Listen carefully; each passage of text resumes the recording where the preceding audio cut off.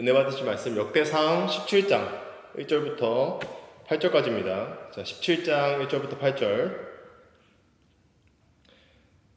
네, 제가 봉독해 드리겠습니다. 다윗이 그의 궁전에 거주할 때에 다윗이 선지자 나단에게 이르되 나는 백향목 궁에 거주하거늘 여호와의 언약궤는 휘장 아래에 있도다. 나단이 다윗에게 이르되 아르되 하나님이 왕과 함께 계시니 마음에 있는 바를 모두 행하소서.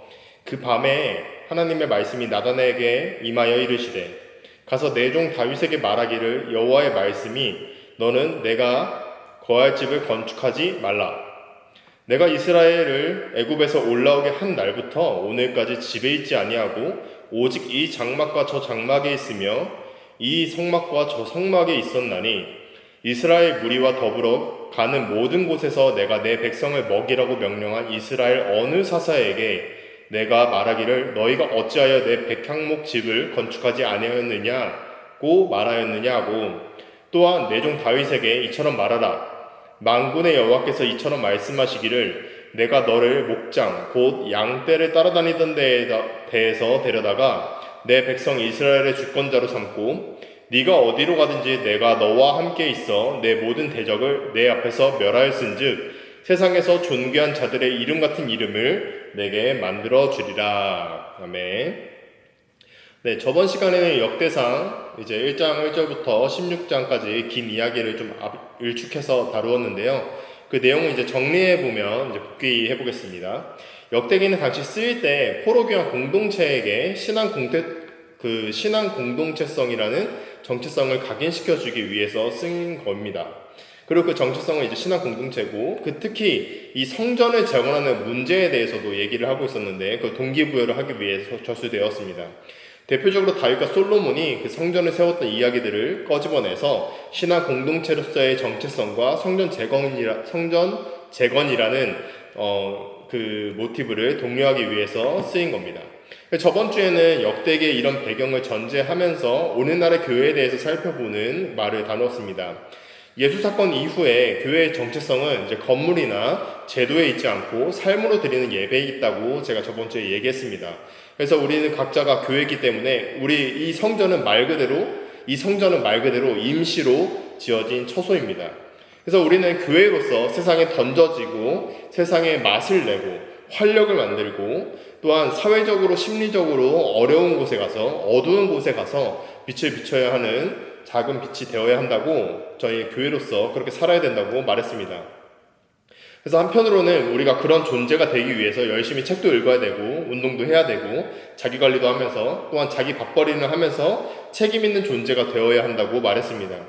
자기 자신도 책임지지 못하는 사람이 어떻게 남을 책임질 수 있겠습니까? 그렇죠? 그래서 공자가 뭐라 했죠? 수신제가 평천하라고 말했습니다. 자기를 가꿔야 가정의 그 제사를 잘 할 수 있고 그 다음에 나라를 다스리고 천하를 평탄케 한다라고 말했습니다. 오늘은 이제 그 연장선에서 17장부터 20장까지의 내용을 다루려고 합니다. 원래 이제 진도상으로는 22장까지 얘기를 다루어야 되는데 21장부터 이제 마지막 29장까지는 한 맥락으로 좀 보는 게 좋을 것 같아서 제가 이제 20장까지 좀 끊었고요. 오늘은 이제 모든 본문을 다루지 못하고 이제 17장 1절부터 8절까지를 집중적으로 좀 다루려고 합니다. 그래도 이제 그 17장부터 20장까지의 전체적인 내용을 좀 소개해드리면 예루살렘 신앙 공동체로서의 모습을 이제 강조했던 그 모습들이 이제 17장까지 이제 그런 내용이 나옵니다. 그리고 다윗은 그 신앙의 모델로 등장하게 되는 거죠. 앞에서 살펴본 것처럼 다윗은 언약궤를 이송하는 게 이 포로기한 공동체 그리고 그 다윗 당시에 가장 중요한 이슈 중 하나였습니다. 그리고 그 언약궤를 옮기다 어떻게 되죠? 첫 번째는 실패하게 되죠. 실패하게 되고 두 번째는 이제 여호와께 다시 순종하고 다시 옮김으로써 이제 성공하게 됩니다. 그리고 17장에서 오늘 언약궤를 이제 성공한 다음에 이제 그 이야기가 나오는데 그 언약궤를 모실 성전을 짓는 이야기가 이제 여기서부터 이제 본격적으로 나오게 됩니다. 그런데 하나님께서는 오늘 본문에서 이제 함께 다뤘던 것처럼 하나님께서는 이 성전을 짓지 말라라고 얘기하면서 약간 혼을 내시는 것 같아요. 근데 이제 결국은 다윗을 아끼시는 하나님의 표현들이 등장하면서 그 다윗의 왕국이 사실 엄밀하게 말하면 자신의 나라가 영원할 것이라고 얘기하십니다. 그리고 18장부터 20장까지는 이제 그런 축복을 받은 다윗이 어떻게 전쟁에서 계속 파국지세로 승리하는 모습을 보여줍니다. 18장부터 20장까지는 좀 지역적인데 싸운 민족들이 블레셋, 모압, 소바, 아람, 에돔, 암몬, 블레셋 뭐 이렇게 다시 나오거든요. 그러니까 블레셋부터 시작해서 블레셋으로 다시 끝나게 되는데 이제 블레셋은 이스라엘 서쪽에 있었고 모압은 동쪽, 소바와 아람은 북쪽, 에돔은 남쪽, 암몬은 동쪽, 그리고 다시 블레셋은 서쪽입니다. 그러니까 축복받은 다윗이 이스라엘의 동서남북의 모든 대적들을 정복한다는 내용이 18장부터 20장까지 나오게 됩니다. 자주 말하지만 성경을 그래서 이 문자 그대로 보면 안 된다는 겁니다. 이 저자와 저술 시기와 그 문화를 둘을 살펴보는 것이 중요한 이유가 여기 있습니다. 역대기에는 확실한 목적의식이 있다고 했어요. 하나는 포로 귀환 공동체에게 말하는 신앙 공동체로서의 이스라엘의 정체성이고 다른 하나는 그 포로 귀환 공동체가 성전을 재건하는 데 있어서 어떻게 동기부여와 매뉴얼을 배울 수 있을지 그것을 상기시키기 위한 내용이었습니다. 그러니까 17장부터 20장까지의 내용 중에서도 다윗은 성전을 지으려고 하지만 나단이 반대하면서 그 성전의 건축이 미뤄지게 되는데 21장에서 성전 터를 건축하고 그 이후에는 이제 성전을 자세히 건축하는 문제들로 마무리가 되는 것입니다. 또 18장부터 20장까지 보면은 결국 하나님께 순종하는 사람이 세상의 복을 누리게 된다는 얘기거든요. 이 역대기에서는. 근데 이것도 역대기의 목적에서처럼 성전을 건축하는 데 있어서 열심을 다하고 그 마음을 정성스럽게 쏟으면 복을 받게 될 것이라고 말하는 겁니다. 그러니까 이런 맥락에서 역대기를 우리가 읽어야 할 것 같습니다. 저희가 오늘 읽을 본문인 17장 1절부터 8절은 다윗이 언약궤를 보면서 자기는 이렇게 편하게 살고 있어요. 그런데 17장의 같은 내용이 사무엘하 7장에도 나오거든요. 근데 거기선 다윗이 평안히 살고 있다고 1절에 표현하고 있습니다. 제가 사무엘하 7장 1절을 읽어드릴게요. 여호와께서 주위의 모든 원수를 무찌르사 왕으로 궁에 평안히 살게 하신 때에 이렇게 얘기하고 있어요.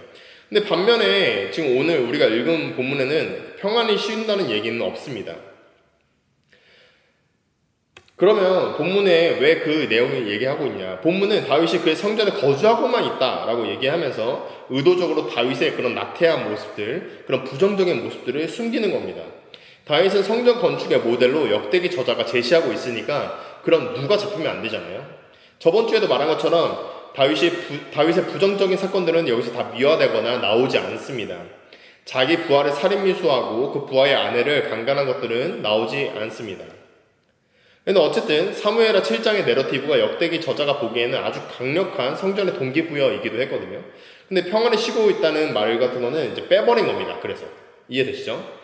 자, 어쨌든 그래서 다윗은 성전을 지으려고 하면서 나단과 상의하고 나단이 뭐 맘대로 하세요, 하나님이 함께 하시니까 라고 했는데 그 밤에 바로 하나님이 나단에게 나타나셔서 말합니다. 그게 4절부터 이제 쭉 나오게 되는데 4절부터 6절까지 한번 읽어보겠습니다. 제가 읽어드릴게요. 가서 내 종 다윗에게 말하기를 여호와의 말씀이 너는 내가 거할 집을 건축하지 말라. 내가 이스라엘을 애굽에서 올라오게 한 날부터 오늘까지 집에 있지 아니하고 오직 이 장막과 저 장막에 있으며 이 장막과 저 성막에 있었나니 이 성막과 저 성막에 있었나니 이스라엘 무리와 더불어 가는 모든 곳에서 내가 내 백성을 먹이라고 명령한 이스라엘 어느 사사에게 내가 말하기를 너희가 어찌하여 내 백향목 집을 건축하지 아니하였느냐고 말하였느냐 하고. 자, 4절에서 말하는 것처럼 너는 내가 거할 집을 건축하지 말라고 딱 단정지어서 이야기하시고요. 그 이유를 5절과 6절에서 말하고 계십니다. 5절에는 하나님이 장소에 국한되지 않는다는 것을 말하고 있고 6절에서는 내가 뭐가 부족해서 너한테 백향목 이런 거 뭐 지으라고 시킨 적 있었냐 이런 얘기를 하시는 거죠. 이처럼 하나님은 공간에 제한받지 않으시는 건데 이걸 하나님의 속성에서 편재성이라고 합니다. 그래서 웨스터민스터 신앙 고백서에서는 하나님의 그 편재성에 대해서 뭐라고 얘기하냐면 하나님이 안 계신 곳은 없다라고 얘기하고 하면서 이중 부정을 통해서 더 그것을 긍정하고 있습니다. 맞는 말이죠. 하나님은 우리처럼 어떤 차원적 존재가 아니니까 우리는 다윗처럼 하나님께 뭐 해드려야지, 백향목 집을 건축해드려야지 라고 생각하면서 무언가를 헌신해야 한다고, 무언가를 행동해야 한다고 생각하는데 실상 그렇지 않습니다. 중요한 것은 무엇이냐면 하나님을 만나는 것입니다. 그곳은 이 성막, 이 장막, 저 장막, 이 성막, 저 성막과 같은 장소가 아닙니다. 여러분이 하나님을 만날 수 있는 것은 어떤 곳이 아니라 여러분이 하나님을 알아가려고 하는 마음, 그 태도가 중요한 것입니다. 여러분이 A라는 공간에 있다고 해서 하나님을 만나지 못하는 것이 아니고요. 여러분이 교회라는 공간에 있다고 해서 하나님을 만날 수 있는 것도 아닙니다. 중요한 것은 우리가 무엇을 하느냐가 아니라 어떤 태도를 가지고 신앙생활을 하느냐가 중요한 것입니다. 제가 이번에 이제 공부를 계속 하고 있잖아요. 근데 공부하다가 느낀 게 있어요. 제가 처음에 이제 연대에서 종교 철학을 공부하면서도 그렇고 평소에 목회를 하면서 그리고 이제 그 이전부터 어떤 제 마음에 니즈가 있었냐면 기독교를 어떻게 잘 설명할 수 있을까 이런 고민을 많이 했어요. 교회를 다니지 않는 사람들에게 어떻게 기독교를 잘 설명하고 복음을 전할 수 있을까, 그런 단어나 문장이나 생각을 어떻게 전할 수 있을까, 그런 단어들의 이런 거를 잘 바꿔가면서 어떻게 일상적인 언어로 또 그 사람들이 듣기에 합리적으로 어떻게 그것들을 이제 말할 수 있을까, 이거를 이제 좀 기독교 변증이라고 하거든요. 쉽게 말해서 기독교에 대한 질문들을 방어하는 겁니다. 디펜스하는 거예요. 예를 들면은 하나님의 모든 것을 다 예비하시고 정하시고 예정하셨다면 자유의지가 어떻게 있을 수 있나요? 라고 얘기하는 하나님의 그런 기독교에 대한 비판들을 디펜스함으로써 하나님을 그런 기독교를 정당화하는 것을 이제 기독교 변증이라고 하는 거죠. 뭐 잘 아시다시피 저는 이런 거에 원래 관심이 되게 많았어요. 근데 이제 공부하면서 제가 이번에 교수님께 하나 들은 게 있었어요. 그게 뭐였냐면요, 이런 저의 모습을 보시고 얘기하신 거죠. 제가 하나님을 지키려고 한다는 거예요. 내가 그 복음을 지켜야지. 이 사람들에게 알려줘야지. 그 사람들을 설득해야지. 이런 생각을 한 거죠. 이게 나쁜 건 아닌데 하나 배운 건 뭐냐면요, 제가 하나님을 지키는 게 아니라는 겁니다. 하나님이 저를 지키는 거죠. 6절도 마찬가지예요. 오늘 본문 6절도 마찬가지입니다. 하나님이 내가 너한테 언제 지키느냐 말하시는 거죠. 하나님은 다윗에게 내가 언제 너한테 백향목집 만들어 달래? 이런 얘기 하신 거예요. 내 말에 순종하고 나를 기뻐하고 즐거워하라는 거죠. 그게 목적이라는 겁니다. 웨스터민스터 신앙고백 교리에서는 이런 얘기 있습니다. 인간의 목적은 무엇이냐? 라고 했을 때 하나님을 기뻐하고 즐거워하는 것이다 라고 얘기하는 겁니다. 제가 원래 웨스터민스터 신앙고백에서 별로 안 좋아하거든요. 장로교 그 교리라. 근데 오늘 좀 이렇게 두 번이나 언급하게 됐습니다. 자, 아무튼 제가 최근에 그래서 이걸 느꼈습니다. 사상적으로 하나님을 지켜야지라는 마음이 있었던 거죠. 근데 제가 뭘 안다고 그럼 할 수 있겠어요, 그거를. 저는 단지 하나님을 알아가는 데 있어서 제가 좋아하는 공부를 통해서 알아갈 뿐인 겁니다. 하나님이 저를 지키시는 거죠. 그리고 7절과 8절에 보니까 그 근거가 확실히 드러납니다. 읽어볼게요.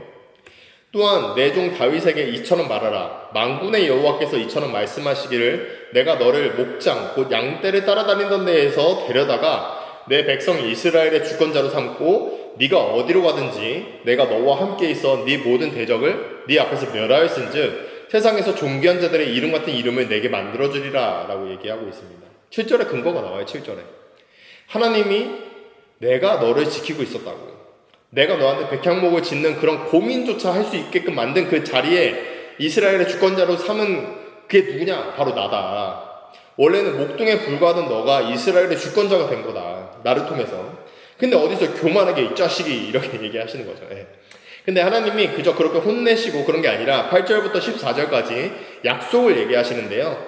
그게 자신의 나라를, 자신의 집을 너의 후손, 그러니까 솔로몬이죠. 솔로몬을 통해서 세울 것이라고 얘기하셨고 그게 영원할 거라고 얘기하셨습니다. 근데 이게 여기서도 이제 역대기 저자의 그 세밀한 터치가 있는데요. 흥미로운 게 뭐냐면 14절입니다. 제가 14절 읽어드릴게요. 내가 영원히 그를 내 집과 내 나라에 세우리니 그의 왕위가 영원히 견고하리라 하셨다 라고 이렇게 말하거든요. 근데 여기에 평행 본문인 사무엘하 7장 16절을 보면 좀 달라요. 읽어드릴게요. 너의 집과 네 나라가 내 앞에서 영원히 보존되고 네 왕위가 영원히 견고하리라 하셨다 이렇게 얘기하고 있어요. 역대기에서는 나의 집과 나의 나라인 반면에 사무엘하는 너의 집과 너의 나라라고 얘기하고 있어요. 그러니까 왜 그러냐면 사무엘하에서 말하는 이 다윗의 나라와 다윗의 집이 역대기를 쓸 때 이미 멸망했기 때문이에요. 이미 잘 아시는 것처럼 북이스라엘은 722년에 아수르한테 망하고 남유다는 586년경에 이제 그 바벨론에 멸망하거든요. 그러니까 이 역대기를 편찬할 때 다윗의 집과 다윗의 나라는 이미 없어졌어요. 그러니까 영원할 거라고 얘기하셨는데 없어진 거예요. 그러니까 이 역대기를 편찬할 때 다윗의 집과 다윗의 나라는 이미 망했으니까 안 되고, 그거를 하나님의 집과 하나님의 나라로 편집해서 저자가 쓴 거죠.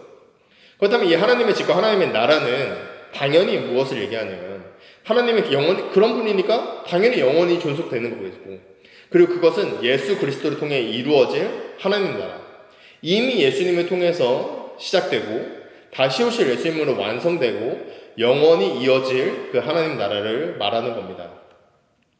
다시 본문으로 와서요, 나단에게 그렇게 하나님이 말씀하시고 나서 다윗에게 가서 나단이 다 말합니다.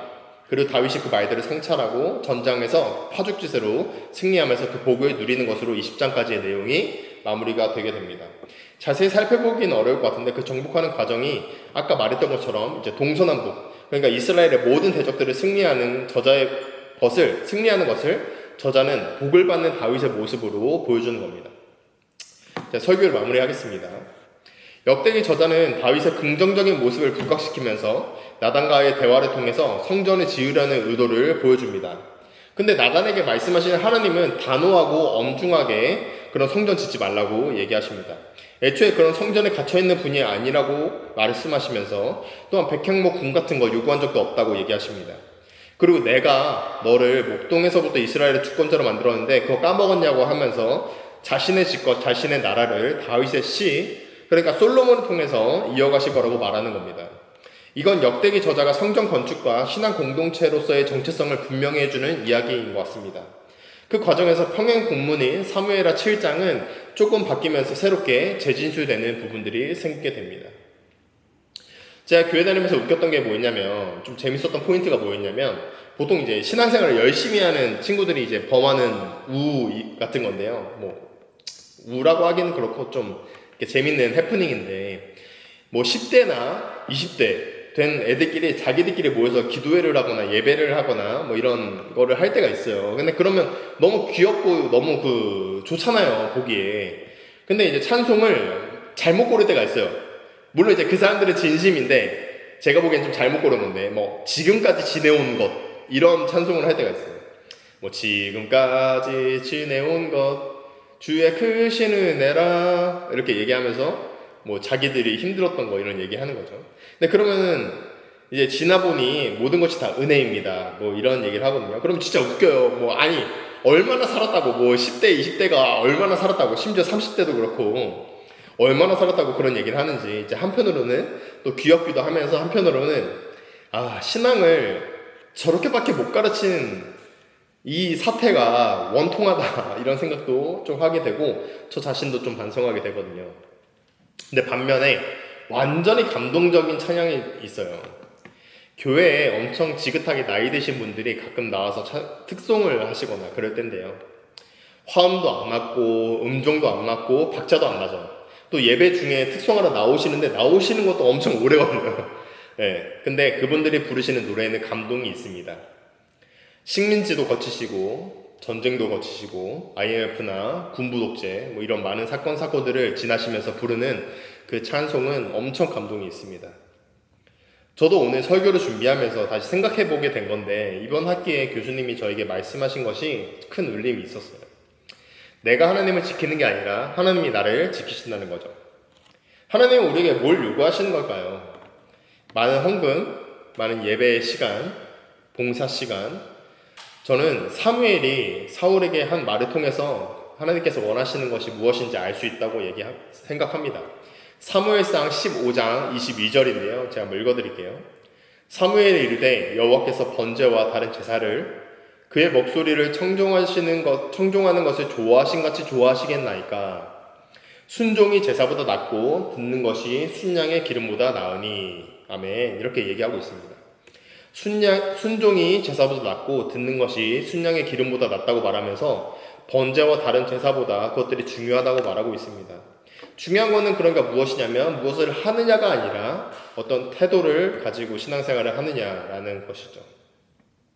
예수님도 바리새인과 세리를 비유로 드시면서 똑같은 말을 하시죠.